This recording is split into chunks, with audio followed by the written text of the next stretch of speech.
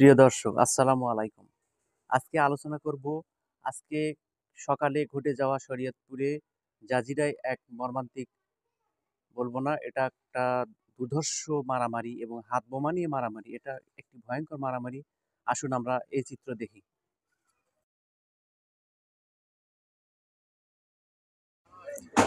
আধিপত্য বিস্তার নিয়ে আজ সকালে দুপক্ষের মধ্যে বিপুল সংঘর্ষ বাধে। এই ঘটনায় অন্তত এখনো কেউ নিহত হওয়ার খবর পাওয়া যায় নাই।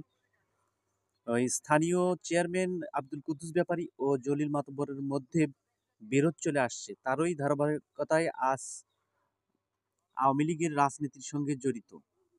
তাদের মধ্যে কুদ্দুস ব্যাপারী বিলাসপুর ইউনিয়ন পরিষদের চেয়ারম্যান ও উপজেলা আওয়ামী লীগের সহসভাপতি, অন্যদিকে জলিল মাতবর উপজেলা স্বেচ্ছাসেবক লীগের সদস্য। আওয়ামী লীগ সরকারের ক্ষমতায় সময়ও তাদের মধ্যে বিরোধ ছিল। গত 2 বছর ধরে এই এলাকায় দুপক্ষের মধ্যে অন্তত 10টি সংঘর্ষ ঘটে।